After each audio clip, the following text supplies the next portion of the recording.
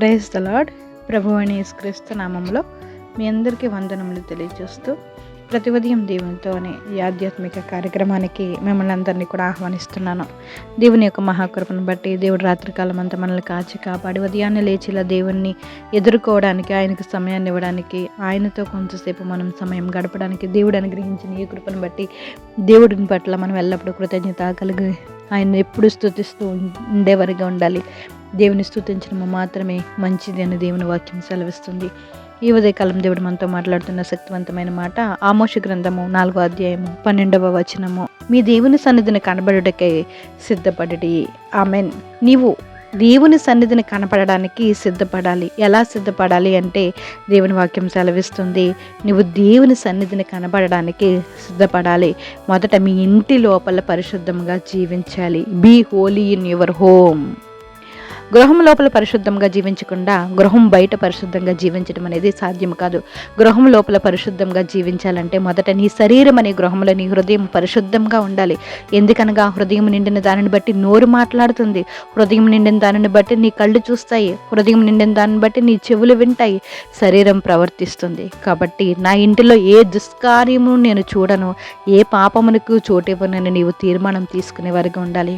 ప్రియ సహోదరి సహోదరుడా, దేవుడు నీ కోసం దాచిపెట్టిన నువ్వు ఎన్నడూ ఊహించిన ఆశీర్వాదాలు, దీవెనలు, ఆశ్చర్యమైన కార్యాలు నీ జీవితంలో నీ ఇంటిలో చేయుటకు దేవుడు ఏర్పరచబోతున్నారు. దేవుడు చేయాలని ఆశపడుతున్నాడు. ఆయన నిన్ను దీవించడానికి ఎప్పుడు వస్తారో, ఆయన ఎప్పుడు వచ్చి నిన్ను దీవెనలతో ఆశ్చర్యపరుస్తారో నీకు తెలియదు. కావున నువ్వు ప్రతి క్షణము సిద్ధముగా పరిశుద్ధంగా ఉండాలి. అప్పుడే దేవుడు నీ కోసం తీసుకువచ్చిన దీవెనలను నీవు స్వతంత్రించుకోగలుగుతావు. ఆమేన్. హల్లెలూయా. యెహోషువ గారు అంటారు, రేపు యెహోవా మీ మధ్యన అద్భుతమైన కార్యములను చేయును గనక మిమ్మల్ని మీరును పరిశుద్ధపరచుకొనుడి అని జనులకు ఆజ్ఞయిస్తున్నారు. యెహోషువ 3:5. నీ దేవుడిని యెహోవా నిన్ను విడిపించుటకు, నీ శత్రువులను అప్పగించుకొనుటకు నీ పాలెంలో సంచరించుచుండును గనుక ఆయన నీలో అసహ్యమైన దేనినైనా చూచి నిన్ను విడవకుండానట్లు నీ పాలెము పరిశుద్ధంగా ఉండవలనని దేవుని వాక్యం సెలవిస్తుంది. ద్వితీయోపదేశకాండం 23:14.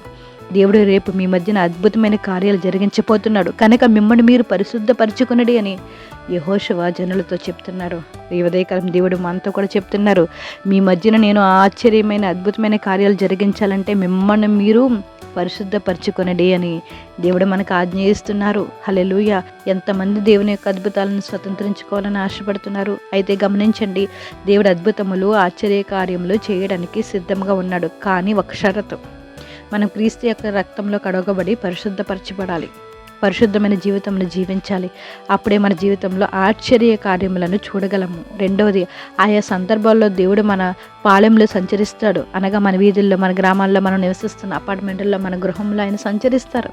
కాబట్టి నేను మిమ్మల్ని దీవించడానికి, విడిపించడానికి, మీకు విజయాన్ని ఇవ్వడానికి మీకు దగ్గరగా వచ్చినప్పుడు మీరు పాపం చేస్తూ కనిపిస్తే, చూడకున్న వాటిల్లో టీవీల్లో, సెల్ ఫోన్లో చూస్తూ కనిపిస్తే, నీవు నీ భార్య లేదా నీ భర్తతో గొడవలు పడుతూ కనిపిస్తే, ఇంట్లో అసమాధానము పాపముతో కనిపిస్తే, ఇంట్లో వాక్యానికి విరోధమైన వాతావరణం కనిపిస్తే, నేను మిమ్మల్ని అసహించుకుని మీ పాలెమును, మీ గృహమును దాటి వెళ్ళిపోతాను. కావున మీరు మీ ఇంట్లో పరిశుద్ధంగా జీవించాలి, అప్పుడే మిమ్మల్ని దీవించగలను అని దేవుడు అంటున్నారు.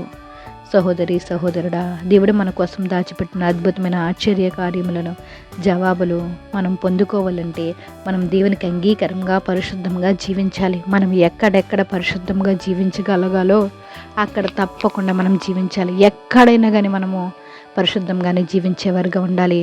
తప్పకుండా దేవుడు ఇచ్చు మేలులను, దేవుడిచ్చే కృపలను, దేవుడిచ్చే అద్భుతమైన కార్యములను మనందరం కూడా పొందుకుందాం గాక.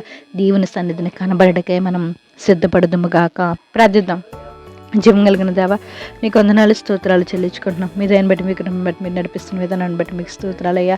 మేము ఏమై ఉన్నామో తండ్రి, కేవలం మీ కృప, మీ కృప, మీ కృప, మీ కృప వల్ల మాత్రం మేము ఇలా ఉన్నాం. ఈ ఉదయకాలం మీరు మాట్లాడారయ్యా. మీ సన్నిధిని మేము కనగబడడానికి మేము సిద్ధపడి ఉండమని మీరు సెలవిస్తున్నారయ్యా. మా హృదయం అనే గృహంలో మేము ఎప్పుడు పరిశుద్ధంగా ఉండాలని మీరు మాట్లాడారయ్యా. మీరు ఇచ్చే అద్భుతమైన కార్యాలు మేము పొందుకోవడానికి మా హృదయం ఎప్పుడు నేను పరిశుద్ధంగా ఉండినట్లు మీరు సహాయం చేయండి. ఈ ఉదయకాలం ప్రార్థనలు ఏకీభవిస్తున్న ప్రతి ఒక్కరిని జ్ఞాపకం చేసుకోండి. వారికి కావాల్సిన కాపుదల, కృప, ఆరోగ్యం, ఆయుష్ దయచేయండి, నెమ్మదిని దయచేయండి. అనేకమైన సమస్యలతో బాధపడుతున్నారయ్యా, పరిశుద్ధత లేకుండా జీవిస్తున్నారు. అటు వారందరినీ మీ పాదాలకు అప్పచెప్తున్నాం. వారందరి పట్ల అద్భుతమైన కార్యాలు జరిగించండి.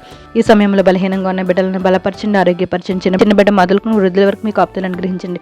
స్కూల్కి వెళ్తున్న బిడ్డలకు కాపుదలను గ్రహించండి. చంటి బిడ్డలను జ్ఞాపకం చేసుకోండి. ఈ సీజనల్ డిసీజెస్ ఏమి రాకుండా బిడ్డలకు మంచి ఆరోగ్యం దయచేయండి తండ్రి. మీకు స్తోత్రాలు. బాలింతలను జ్ఞాపకం చేసుకోండి. గర్భంతో ఉన్న బిడ్డలకు నెల నిండేంత వరకు మీ కృపను గ్రహించండి. గర్భం కోసం ఎదురు చూస్తున్న బిడ్డల పట్ల అద్భుతమైన కార్యాలు మీరు జరిగించండి అయ్యా. మీకు స్తోత్రాలు. తగిన కాలమందునైనా యవన బిడ్డలకు వివాహాలు జరగడానికి మీరు సహాయం చేయండి. యవన బిడ్డల చదువుల్లో తోడుగుండండి. మీ కృపను గ్రహించండి అయ్యా. యవన బిడ్డలనైనా కూడా గన్నెనమ్మకన్న తొట్టెలకు నిత్యము నిలిచినట్లు మీరు సహాయం చేయండి. యవన బిడ్డల పట్ల అద్భుతమైన కార్యాలు జరిగించండి. వారు కాంపిటేటివ్ ఎగ్జామ్స్కి ప్రిపేర్ అవుతుండగా మీరు సహాయం చేయండి తండ్రి. మీకు స్తోత్రాలు. డిఎస్సి ఎగ్జామ్ రాసిన బిడ్డలు అందరూ ఉన్నారు. వారందరి పట్ల అద్భుతమైన కార్యాలు మీరు జరిగించండి అయ్యా. మీకు స్తోత్రాలు. వ్యవసాయదారులను జ్ఞాపకం చేసుకోండి. చేతి పని వారిని జ్ఞాపకం చేసుకోండి. ఉద్యోగస్తులనైనా వ్యాపారస్తులను జ్ఞాపకం చేసుకుని మీ కృపను గ్రహించండి. ప్రతి ఒక్కరు మీ యందు భయభక్తులతో జీవించడానికి మీరు సహాయం చేస్తారని ఈరోజు ప్రతి ఒక్కరు ప్రయాణాల్లో మీరు తోడుగుండండి. ఈరోజు పుట్టినరోజులు, పెళ్లి రోజులు జరిపించుకుంటున్న బిడ్డలు జ్ఞాపకం చేసుకుని మీ కృపను గ్రహించండి. అందరికీ మంచి ఆరోగ్యాలు దయచేయండి తండ్రి. మీకు స్తోత్రాలయ్యా. విదేశాల్లో ఉన్న బిడ్డలను జ్ఞాపకం చేసుకుని సాలరీస్ రావడానికి మీరు సహాయం చేయండి. ప్రతి ఒక్కరు మీ యందు భయభక్తులతో జీవించడానికి మీరే సహాయం చేస్తారని, మీ సన్నిధిని మేము కనబడడానికి సిద్ధపడే కృప మీరు మా అందరికీ అనుగ్రహిస్తారని, సమస్త ఘనత మహిమ ప్రభావాలు మీరు పొందుకుంటారని ప్రభువుని యేసు నామములో అడిగి వేడుకుంటున్నాం మా పరమ తండ్రి. ఆమేన్. Praise the Lord. అందరికీ వందనములు. దేవుడు మిమ్మల్ని దీవించి ఆశీర్వదించును గాక. God bless you all.